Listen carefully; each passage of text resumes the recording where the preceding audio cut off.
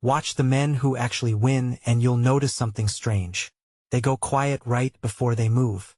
No announcement. No big speech about what they're about to become. They just disappear for a while, and the next time you see them, the thing is already done. Meanwhile, the men who talk endlessly about their plans, the new business, the transformation, the big move coming any day now, somehow never seem to arrive. They've got the vision. They've got the followers cheering them on. What they don't have is the result. This isn't a coincidence, and it isn't modesty. The strongest men have learned something the loud ones haven't. The mouth and the mission compete for the same energy, and whichever one you feed wins. The Stoics understood this 2,000 years ago. They guarded their plans the way other men guard money. In the next few minutes, I'll give you 6 reasons strong men stay quiet about what they're building. Stay to the end, because the 6th reason is the one that turns silence from a tactic into a way of life. Here's the trap almost no one sees coming. The moment you announce a big plan and people react, your brain gets a hit of the exact feeling you were supposed to earn by finishing. The congratulations, the wow, that's amazing, the approval in their eyes. Your mind treats that as a down payment on the goal, and quietly, the hunger that would have driven you to actually do it starts to fade. You've been paid before you worked. So why work? This is why the man who tells everyone about his book never writes it, and the man who says nothing ships it. One spent the fuel on the announcement. The other saved every drop for the doing. The Stoics were ruthless about the gap between talking and being. Marcus Aurelius wrote it to himself in a journal no one was ever meant to read. Waste no more time arguing about what a good man should be. Be one. He didn't describe the man he wanted to become. He built him in silence and let the results speak. Picture 2 men who decide to get in shape on the same day. The first posts about it, tells his friends, soaks up the encouragement, and feels great for a week. He's already collected the reward. The second tells no one, and 3 months later walks into the room as a different man, and the change does all the talking he never did. The silence didn't slow him down, kept the engine full. The applause feels like support.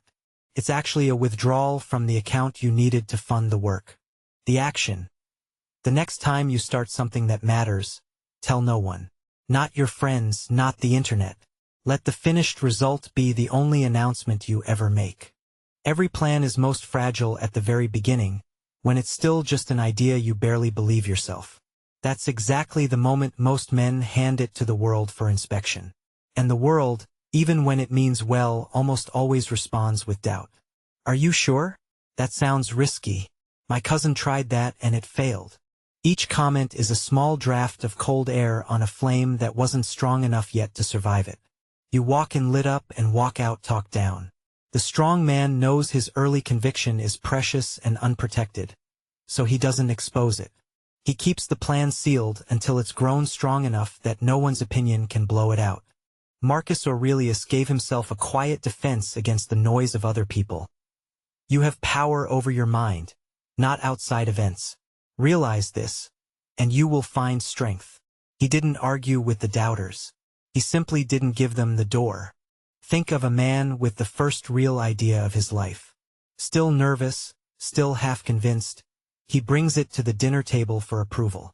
By dessert, 3 people have poked holes in it, and not from malice, just habit, and the idea that could have changed everything quietly dies in the crib. Another man with the same idea says nothing, builds it in private for 6 months, and brings it out only when it's standing on its own legs. Now the doubters can't touch it. It's already real. You don't owe anyone a vote on your future while it's still being born. The action. When an idea is new and you're not yet sure of it, treat that uncertainty as a reason for silence, not a reason to seek reassurance. Protect the flame until it can survive the wind. The man who broadcasts his strategy is handing it to everyone who might compete with him. This is the part the share your goals crowd never mentions. When you announce exactly what you're building, where, and how, you've given anyone watching the map. The market move you spotted, the niche you found, the opening you were going to exploit.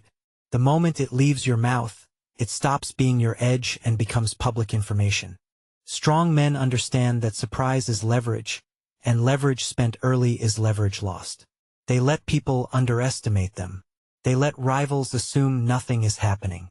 And by the time anyone realizes what they were doing, the position is already taken. The Stoics valued the unmoved, unreadable man. Epictetus taught, "If anyone tells you that a certain person speaks ill of you, do not make excuses about what is said of you, but answer, 'He was ignorant of my other faults, else he would not have mentioned these alone.' The man who reveals nothing gives others nothing to use. There's no handle on him to grab." Picture two builders eyeing the same opportunity. The loud one talks it up at every gathering, proud of how clever he is, and word travels. By the time he moves, two other people are already there. The quiet one says nothing, moves in silence, and owns the ground before anyone knew there was ground to own. Same idea, same skill. The difference was one man's need to be seen as smart. Being underestimated is not an insult. It's a position of enormous advantage, and the talkers throw it away for a little applause.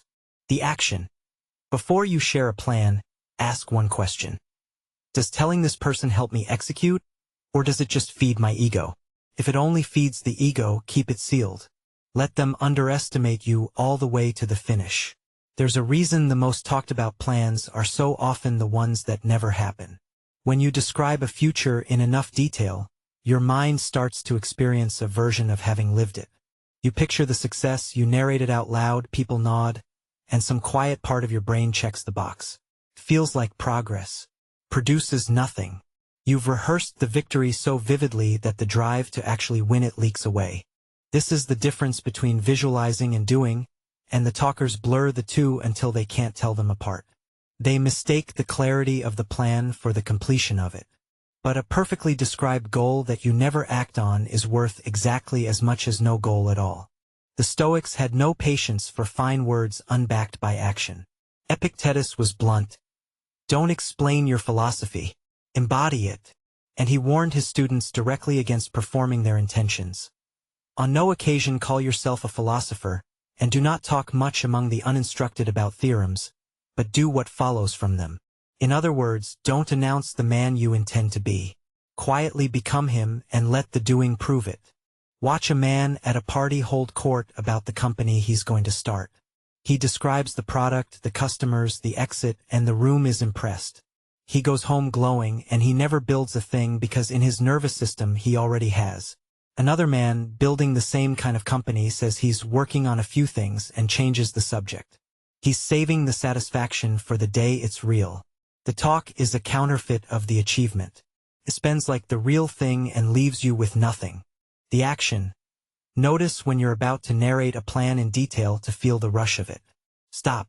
Channel that exact energy into one concrete action instead. Trade the description for a single brick laid today. There are two ways to build a reputation, and only one of them holds.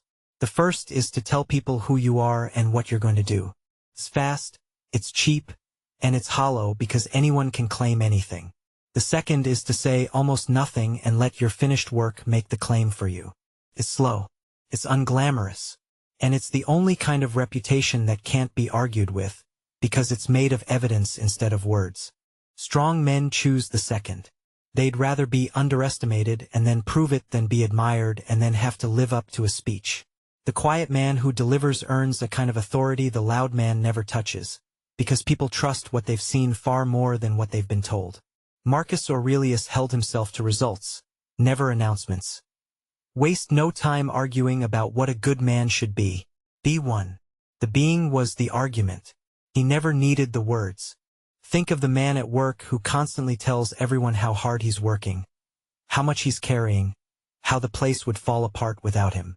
Now think of the one who says nothing and simply produces year after year, until everyone quietly knows. When the hard decision comes, who gets trusted?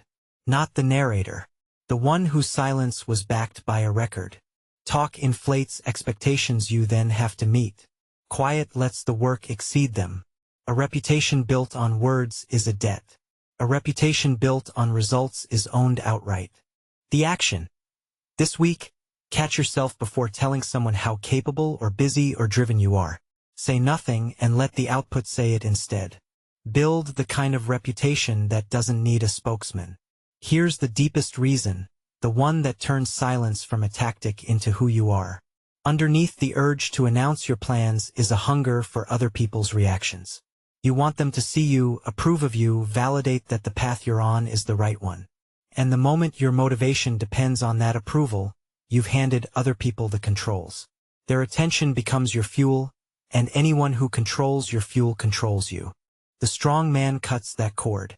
He learns to work in silence not just to protect the plan, but because he no longer needs the audience at all. He can build for years with no applause, no recognition, no one watching, because the doing is enough on its own. And a man who needs nothing from the crowd is a man the crowd has no power over. The Stoics aimed straight at this freedom. Marcus Aurelius reminded himself constantly to stop performing for opinion.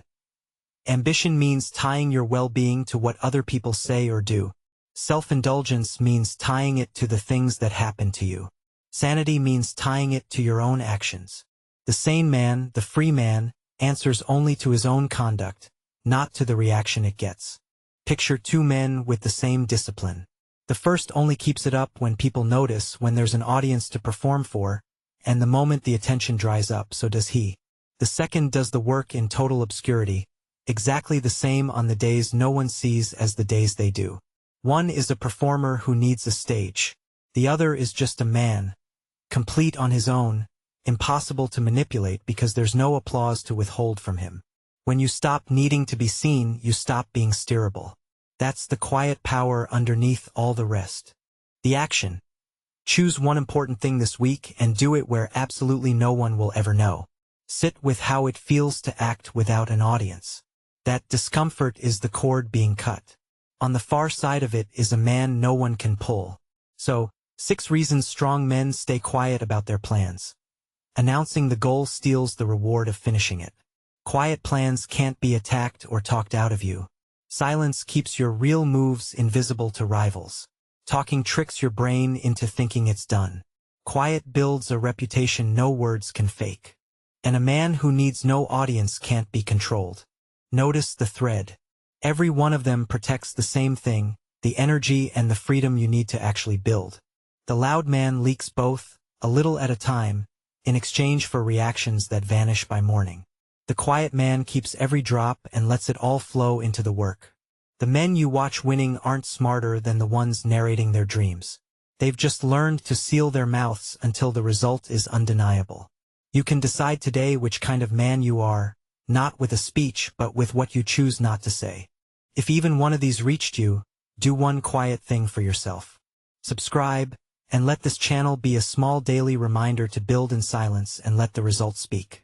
Pick one plan you've been talking about. Stop talking about it. Go build it instead. And remember, the loudest thing a strong man ever does is finish in silence what everyone else was still announcing.